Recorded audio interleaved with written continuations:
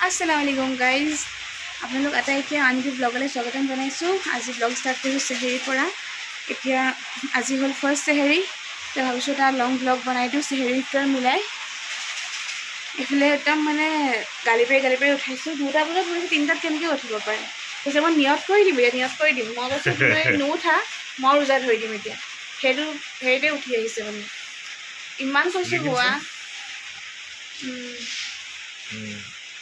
এতিয়া ভাত হৈ গ'ল বাৰু বনালোঁ। মোক ৰাতি ভাত বনোৱাৰ কথা নিজেই তুমি নালাগে বনাব কাৰণে তুমি এনেই উঠি ভিডিঅ' এটাকে কৰিবা বাৰু। নাই কৈছে নামাজ পঢ়িবা আকৌ যদি পাৰা। তাৰপিছত উঠি পিনি মইহে ভাত বনাবলগীয়া হৈছে। ব্লগটো ষ্টাৰ্ট কৰিছোঁ দেই। ৰমজান মাহৰ ফাৰ্ষ্ট ব্লগ আৰু ফাৰ্ষ্ট চেহেৰি। সকলোকে ফাৰ্ষ্ট চেহেৰি মোবাইলত থাকিলে। ভাতটো উলিয়াই দিওঁ নেকি?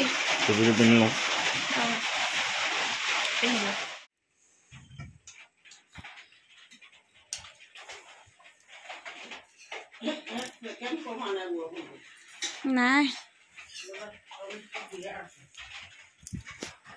তো এতিয়া আমি চেহেৰি কৰিব লৈছোঁ। আজি অকল আমি আম্মা মই আৰু হাজবেণ্ডে আছোঁ।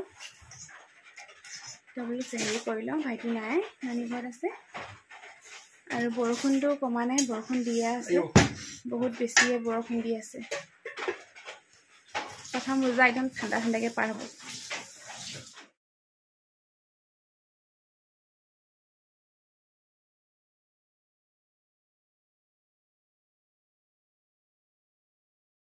গাইজ মই একেবাৰে ফ্ৰেছন আপ হৈ ৰেডি হৈ গ'লোঁ নামাজ পঢ়িবৰ কাৰণে। জোহৰৰ নামাজ পঢ়িম এতিয়া আৰু কোৰাণ শ্বৰীফ পঢ়িম।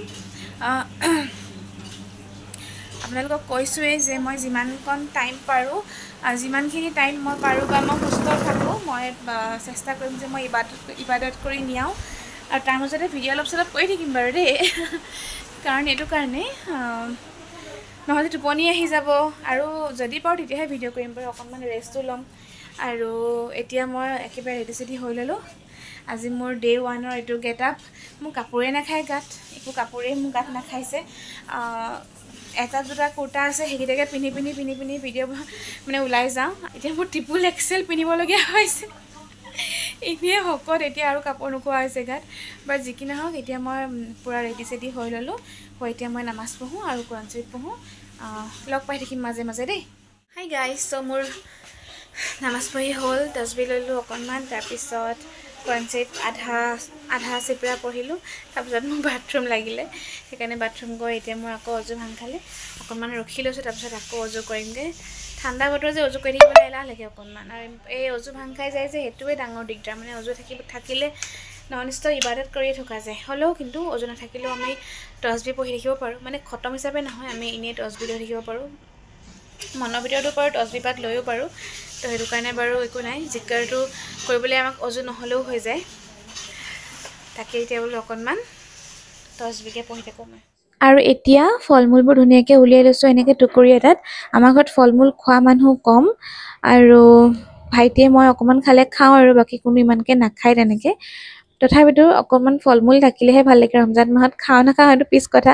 হাজবেণ্ডে যে একোৱেই নাখায়, মুখতে নিদিয়ে, একো ফল মূল নাখায়ে মানে। আৰু তৰবুজ যে ওলালেই, ইমান সোনকালে ওলাই গ'ল। তাকে বোলো খাবলৈ ভাল হয়নে নহয় চিন্তা কৰি এফাল কাটিও চাই লৈছোঁ আৰু কি হয়। আৰু এতিয়া মই আহি গ'লোঁ ইফতাৰী যা যোগাৰ কৰিবলৈ। প্ৰথম মই কাষ্টাৰ্ড বনাওঁ। কাষ্টাৰ্ড মানে থাকেই আমাৰ ৰমজান মাহত। মই বিশেষকৈ বনাওঁ যে সেইটো কাৰণে ভালো পাওঁ। আৰু মিঠা কিবা এটা বনাবও লাগে, ক্ষীৰত বহুত টাইম লাগে। কাষ্টাৰ্ডটো সোনকালেও হৈ যায় আৰু খাবলৈও টেষ্টি হয় আৰু হেল্ডিও হয়। তো সেইকাৰণে কাষ্টাৰ্ডে বেছিকৈ বনাওঁ আৰু। এয়া প্ৰথমে কাষ্টাৰ্ডখিনি মই গাখীৰৰ লগত ফেটি লৈছোঁ। তাৰপিছত চেনি দি দিম। চব মানে একেলগে দি পাতি দিম আৰু একেবাৰে সহজ উপায়েৰে বনাম মই। বহুত বেছি তাম ঝাম নকৰোঁ। আৰু এইকণ ইফতাৰী বনাওঁতেই মানে মোৰ অৱস্থা বেয়া হৈ গ'ল। খাৰা হৈ একদম কঁকাল পুৰা বিষ হৈ গ'ল জানেনে। একেবাৰে খাৰা হৈ থাকিবলৈ নোৱাৰা হৈছোঁ এতিয়া। থাৰ্ড ট্ৰাইমেষ্টাৰত সোমোৱাৰ পৰা অকণমান এইখিনি প্ৰব্লেম আহিছে যে মই খাৰা হ'বলৈ নোৱাৰিছোঁ। আৰু এয়া দেখিছে নহয়, দি দিছোঁ মই চেনি একেলগতে দি ধুনীয়াকৈ এতিয়া এইটো চেনিখিনিও মিক্স কৰি ল'ম আৰু পাতিহে দিম। আৰু কাষ্টাৰ্ডটো মই বহুত বেছি ডাঠকৈ নবনাওঁ, অলপ পনীয়াকৈ যে থাকে, বহুত বেছি পনীয়াও নহয়, অকণমান মানে পনীয়া অকণমান ডাঠ এনেকুৱাত থাকিলে তেতিয়াহে ভাল লাগে খাই বুলি। কাষ্টাৰ্ডটো পাতি দিছোঁ আৰু এইফালে আন্দা বইল ৰাখি দিছোঁ। তাৰপিছত কিনো আৰু যিখিনি বস্তু থাকে বেছিক বস্তু সেইখিনিয়ে বনাম। পকৰি বনাম, এইফালে পিঁয়াজ দি লৈছোঁ। আৰু এতিয়া মেইন কথাটো হৈছে কি, মই নিমখটো চাবলৈ পাৰিছোঁ। মোৰ ৰোজা নাই যিহেতুকে, এনেকৈ মোৰ নিমখ হ'লে বিৰাট চিন্তা হৈ থাকে। চেনি আৰু নিমখটো মানে কেনেকৈ কি হ'ব, আন্দাজটো খেলি মেলি লাগি যায় ন ৰোজা থাকিলে। তো এতিয়া মানে সেইটো বেলেগ ভাল হৈছে, আৰু নিমখটো মই নিজে টেষ্ট কৰি ল'ব পাৰিছোঁ ঠিকে দিছোঁ নে নাই দিয়া। আৰু পকৰি এতিয়া ভাজি আছোঁ। তাৰপিছত আকৌ পকৰি হ'লে বুটখিনি ভাজি দিম, আৰু তেনেকৈ এটা এটাকৈ বস্তু বনাই গৈ আছোঁ। আৰু এই ৰমজান মাহৰ ইফতাৰী বনোৱা সময়কণ যিমান ভাগৰ লাগিলেও যে ভাগৰবোৰ গা পা নাইকিয়া হৈ যায় এনেকুৱা লাগে, কিবা এটা শান্তি লাগে। চ' মই ইফতাৰী বনাই হৈ গ'ল, 4:15 হৈছে, আৰু মই ইফতাৰী বনাই হৈ গ'ল। এতিয়া মই অজু কৰিমগৈ, আছৰ নামাজ পঢ়িম। কঁকাল বিষাইছে গাইজ, খাই হৈ থাকিব নোৱাৰোঁ যে, এতিয়া 1 ঘণ্টা ওপৰত খাই হৈ থাকিলোঁ, কঁকাল বিৰাট বেছি বিষাইছে। এইফালে পাতি থৈছোঁ পোলাও, এইফালে আছে বুট ভজা, আৰু এইফালে বেঙেনা ভাজি, এইফালে কাষ্টাৰ্ড, এইফালে পকৰি। বেঙেনা ভাজি মানে আমাৰ খাবলৈ মন গ'ল, সেইকাৰণে এইটো বেঙেনা পালে যে ভাজি থ'ব কৈছে। এইফালে আন্দা বইল আছে। তো এয়াই আমাৰ চিম্পল ইফতাৰী। হাজবেণ্ডে আজি কৈছিলে যে বিৰিয়ানী খাবলৈ মন গৈছে বুলি, কিন্তু মই বোলো মইতো নোৱাৰিমেই। আৰু এইফালে ফ্ৰুটছ কাটি থোৱা আছে, আৰু এইফালে আন্দা। এয়া আমাৰ ইফতাৰী ৰেডি। আৰু এতিয়া মই আচাৰ পঢ়ি আৰু তচবি লৈ থাকিম মগৰিবলৈকে, ইফতাৰীলৈকে। ইফতাৰী লগ পাম একেবাৰে দেই।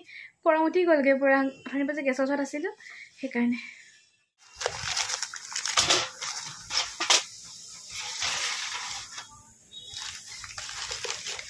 সেয়া ইফতাৰী আমাৰ আব্বালৈ মাহীলৈ অকণমান সেইফালে মানিমাহীৰ কাৰণে এনেকৈ উলিয়াই লৈছোঁ। তাৰপিছত ঘৰৰ মানুহলৈ উলিয়াম, দিয়াহি নাইকৈ উলিয়াই লৈছোঁ। এইটো জেলেপি ৰমজান মাহত বনে আমাৰ ইয়াত স্পেচিয়েলকৈ। এইটো মিঠা পোলাও বিকিছে, লৈ আনিছে এটা। আৰু বাকী মই বনাই কৰি দিলোঁ। তাৰপিছত মই লৈ আছোঁ তচবি, আৰু এইফালে আম্মাই উলিয়াইছে ইফতাৰী। কাৰণ মই ক'লোৱেই যে মোৰ খাৰ হৈ একদম ভৰি বিষাই গ'লগৈ, সেইকাৰণে মই আৰু উলিওৱা নাই, আম্মাই উলিয়াই আছে। মই বোলো অকণমান ভিডিঅ'কে কৰি দিওঁ। আৰু এইফালে আমাৰ ইফতাৰী উলিয়াই হৈয়ে গৈছে, প্ৰায় সময়ো হৈছেগৈ। আৰু দিনটো যেনিবা অকণমান ছুটি যে, সেইকাৰণে সোনকালেই যে পাৰ হৈছে এনেকুৱা লাগিছে। মোৰ বাৰু ৰোজা নায়েই, তথাপিতো দিনটো সোনকালে পাৰ হোৱা নিচিনাই ফিল হৈছে। আৰু এয়া চাওক, মই তচবি লৈ আছোঁ, তাকে দেখাই দিছোঁ আপোনালোকক। তো এয়া হৈ গ'ল আমাৰ ইফতাৰী আজিৰ। আৰু এইফালে পেকিং কৰি থোৱা আছে আব্বাৰ কাৰণে, মানে মোৰ শহুৰ আব্বাৰ কাৰণে।